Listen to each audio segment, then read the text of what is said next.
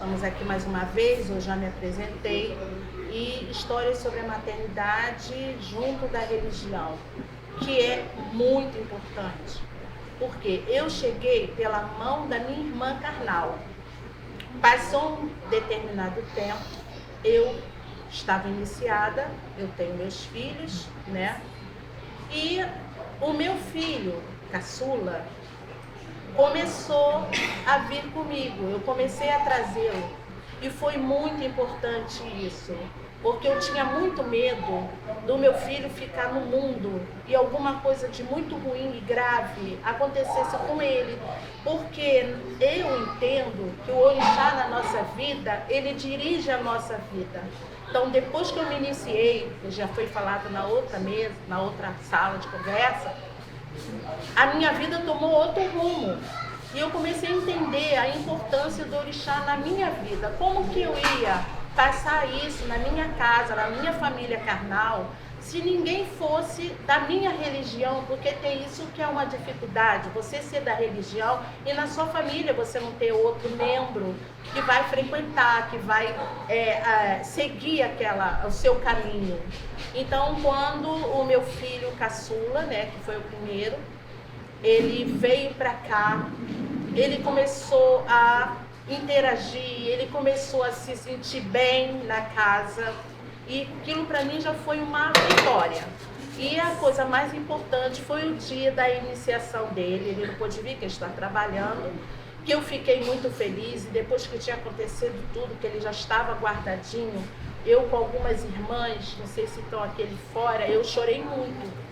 Porque eu falei, eu tinha medo dele não seguir, eu tinha medo dele não entender, e eu sendo da religião, eu queria trazê-lo, né? Então, eu consegui isso, e lá fora eu falei, obrigada por tudo, meu pai Oxoguian, meu pai Xangô, que trouxe meu filho, que é do Fono de Ogum. Então, é muito bom, porque a partir disso, a gente começou a falar a mesma língua dentro de casa. Porque eu sou mãe, eu sou uma mãe severa, sou um pouco, né, liberal, mas na hora do sério eu sou séria. Para que ele me entendesse isso, ele precisava ser da minha religião, porque ele tinha que respeitar o meu preceito. O meu preceito, todo mundo sabe, que a gente fica, né, resguardado de algumas coisas, você não pode cometer algumas coisas, e eu precisava da colaboração dele dentro da minha casa também.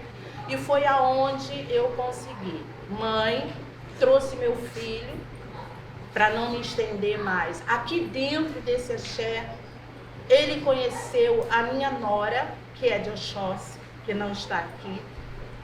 E a gente começou a falar a mesma língua. Claro, com os problemas do dia a dia, isso não acaba. Porém, quando a gente começa a bater muito, a discordar, eu penso em quem?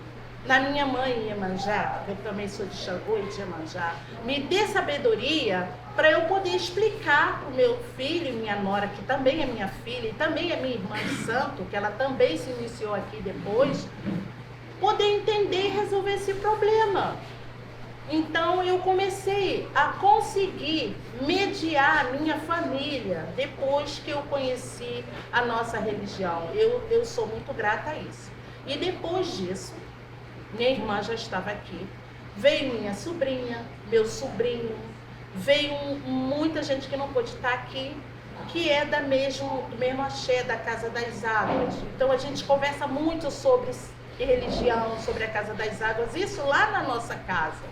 E eu procuro passar para eles que o sacrifício é real. Você trabalha, está cansado, mas você tem um compromisso importante, que você fez um voto para isso, para poder estar aqui.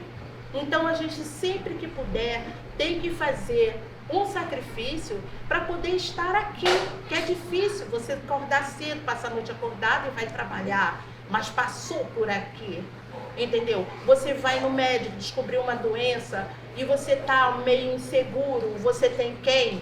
O orixá para te dar força, para não deixar você ter medo, para seguir o que a vida lá, nós somos seres humanos, aparece. para a gente resolver. É um problema de saúde, é um problema de desentendimento no trabalho. Então, a gente, com a nossa fé renovada, a gente consegue conduzir isso e no final, como eu falo sempre para a mãe Márcia, tudo dá certo. Ainda tem Cecília, né? Aí depois desse casamento, veio minha mais nova conquista, é trazer... Minha neta nasceu aqui. Minha neta é Cecília, que está correndo por aí. Eu falei para ela ficar perto da vovó, que a vovó ia falar dela, mas ela está brincando. Ela foi iniciada também. Então, a minha neta é Cecília de Oxum. E eu só tenho que agradecer, porque na minha casa, todos são feitos. Na casa da minha irmã, na minha casa. Então, a gente passa a compreender mais o outro. E eu sou a matriarca deles, então eu sento assim para conversar, eu falo, peraí, gente, preciso falar uma coisa. Aí todo mundo, o que eu falo, né? Olha, rápido, é isso. É isso. Nós temos que ter respeito dentro da nossa casa. O orixá e a religião reforça os valores da família que a gente aprende desde pequenininho lá, que eu aprendi com meu pai e minha mãe. Então, quando você tem um orixá na sua vida, ele te ensina a valorizar muito mais isso, entendeu? Então, é o que eu sempre falo, o orixá é divindade. Nós somos seres humanos, a gente erra dessa. A gente faz muita coisa que depois você pensa, pô, eu vacilei. Eu vou falar uma palavra assim que é melhor para todo mundo. Mas o orixá entende, porque nós somos seres humanos. Aí você tem que fazer o quê? Procurar errar menos. Procurar compreender a dor do outro, ter empatia com uma irmã que nem é carnal. Eu tenho várias irmãs, eu chamo cada uma para conversar, quando eu sinto que ela chega aqui mais tristinha. A gente faz as coisas que eu falo demais, mas tem um horário que a gente vai junto. Tem um cronômetro ali. Então a gente consegue conversar. Já, seu tempo. Entendeu? A gente consegue conversar rapidinho, a gente consegue conversar e então, calma, mãe. 7 minutos. Mas o que eu queria falar é, eu passo a palavra agora para minha irmã, mãe Yalaxé, que também é mãe aqui no nosso axé. Mãe, fale. Muito obrigada. Era assim, você falou assim. Eu acho que falar sobre maternidade, a história não começa quando eu tive o meu filho. A história começa antes. Porque eu cresci dentro do candomblé. O candomblé é a única religião que eu conheci, mas eu não me iniciei no candomblé criança. Eu me iniciei no candomblé com 23 anos, porque tradicionalmente lá no terreiro do meu avô só se fazia criança se estivesse morrendo. Como graças a Deus não estive morrendo, né? Fiquei me mantendo viva, muito bem, obrigada. Não precisei me iniciar. E aí a vida foi seguindo, a minha mãe se tornou uma Yalorixá, e aí eu, filha única, olhei para um lado, olhei para o outro, pensei, ferrou. Porque você vê todo o trabalho e toda uma construção e todo um legado que está sendo depositado de energia, de dinheiro, de afeto.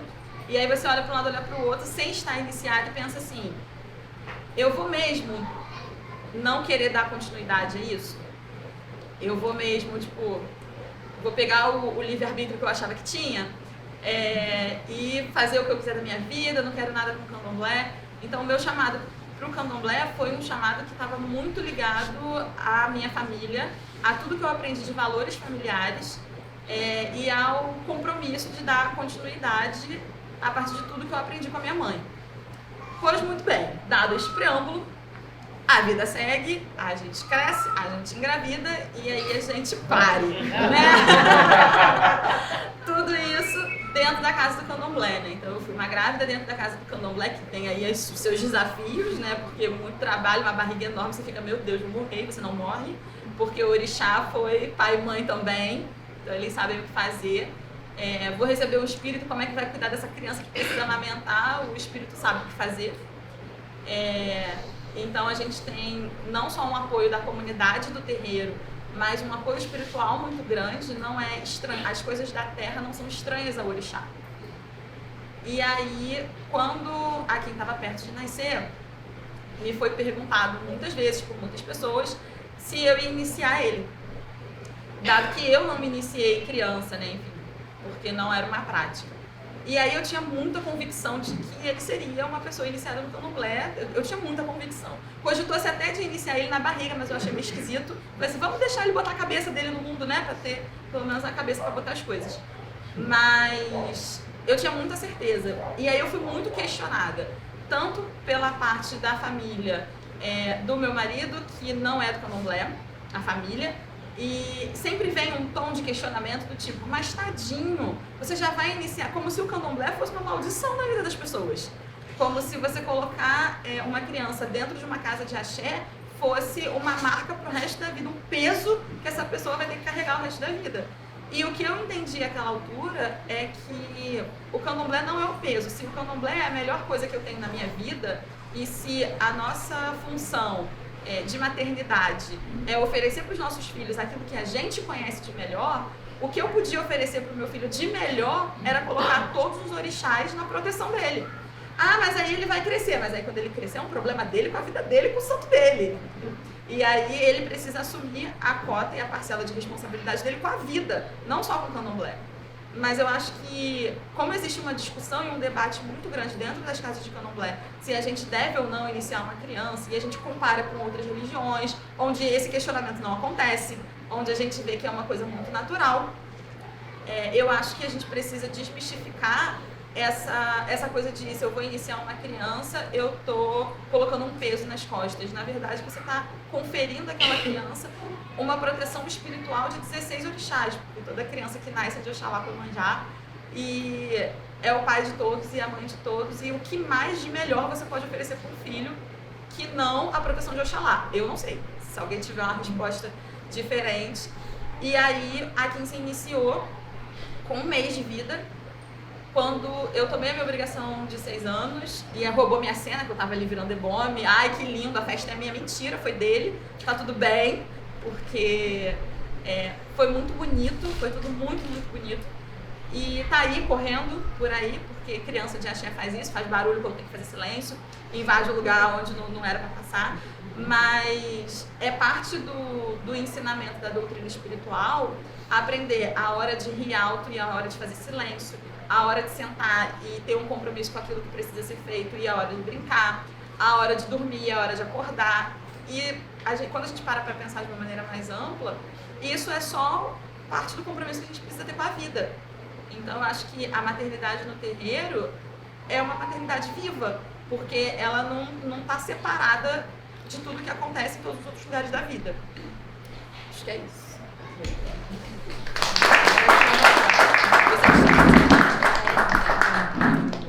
Então a próxima agora é a mamãe Vicente, a minha irmã Padu de Manjá. Fala sobre a sua experiência como mãe dentro da casa do nosso axé. Primeiro, peço licença e a bênção das minhas mais velhas da casa. Tá muito desafiador fazer essa roda. Caju me convidou, eu falei, o quê? Que eu vou falar. Uma recém-aô de 1 ano e pouco dentro da casa de candomblé. Recém-mãe dentro da casa de candomblé, porque antes do Sereno fui mãe numa casa de umbanda, mas não de candomblé, e são coisas muito diferentes, estão sendo coisas muito diferentes. E então eu estou aprendendo, eu estou caminhando, tanto no candomblé quanto enquanto mãe dentro do candomblé, dentro do terreiro. Então, o que eu posso dizer? Eu acho que assim, eu acabei parando aqui por conta do Rudá, já que a gente está falando de maternidade, que ele caiu de bicicleta na frente do terreiro. E ele caiu de bicicleta na frente do terreiro, aí ele veio aqui pedir socorro, o Caju estava aqui, ajudaram, se aproximaram, pediram o telefone de mãe Márcia e começou a nossa conversa. Nesse momento, assim, que o Rudá iniciou essa conexão. Então é muito simbólico também eu ter sido iniciada para Iemanjá, que me ajuda, para mãe Iemanjá me ajuda a entender a maternidade de um lugar menos pesado, menos solitário.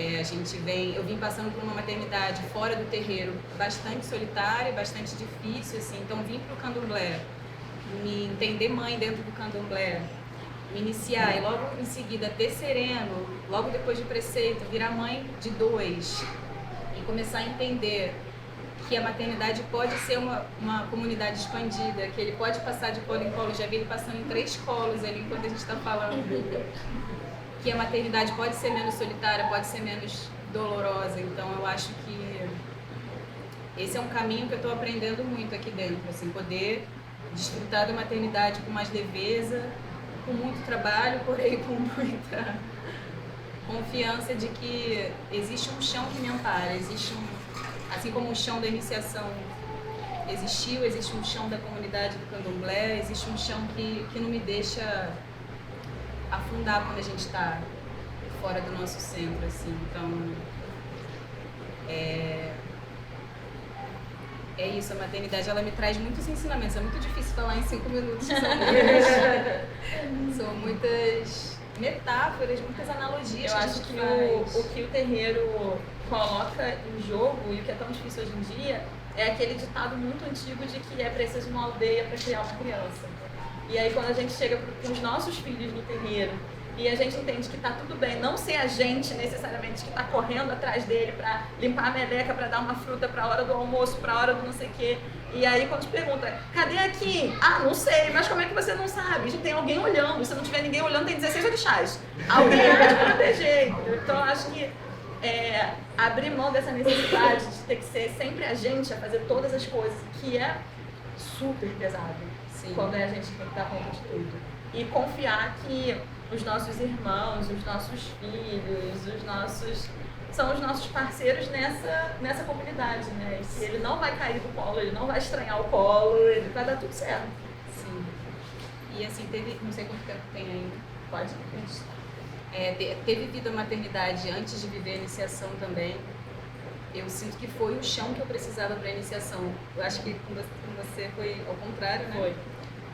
Mas ter me iniciado como mãe antes de ter me iniciado no candomblé fez toda a diferença, porque eu consegui enxergar pequenas coisas assim importantes, sabe? Desse silêncio, desse renascimento, de ser uma pessoa, me tornar outra pessoa, abrir mão de muitas coisas para me tornar outra, renascer desse lugar de mãe e depois de renascer no lugar de Iaô. Foi uma coisa... O chão da maternidade me proporcionou olhar para o chão da iniciação de um jeito mais acolhedor, mais amoroso, menos difícil, assim. Então, tudo caminha muito junto, né? Parece que a gente vê o encantamento das coisas o tempo inteiro acontecendo, né? Fazendo sentido, né? Eu acho também, é muito bonito. Antes de eu parir uma criança, eu fui mãe de um monte de marmanjo, né? Então, assim, a primeira pessoa de quem eu fui mãe comeu galinha crua, sabe? Porque eu não sabia cozinhar. Então, tá tudo bem, deu tudo certo. Depois eu aprendi. Tá viva. Tá viva. A senhora, como mãe, podia falar, né, das suas mães também. Eu já sabia cozinhar na vez, né? Tem aqui os filhos que não me deixam mentir. Vocês pararam de bem. comer comida crua, deu tudo certo. Mas deu tudo certo. Era aquilo, falaram, era axé. Mas tá escorrendo sangue. Mas tá escorrendo sangue. É axé. Eu falei, tá. É isso. Eu acho que é isso, né? Sim. É isso, é isso, é muita coisa. Muito bom. Quer compartilhar mais alguma coisa? Sobrou um tempinho. Não, sobrou um tempinho não. Eu fechando ali, deixa eu olhar pra ela. Fechando isso tudo, a minha família, nós somos uma família normal, porém feliz, com muito axé.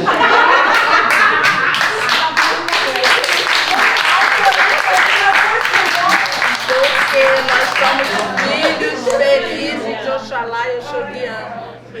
Né? Então somos felizes, né? E eu sou muito feliz por isso, de ter trazido toda a minha família para cá, minha netinha, meu filho, aí tem um monte de gente, né? E é muito bom isso, você ter alguém para falar para você a atitude que você vai tomar numa situação um pouco tensa. Porque em casa, às vezes é tenso. Fica doido. Aí você tem pá, Pá. Ok, aí vai lá e resolve, entendeu?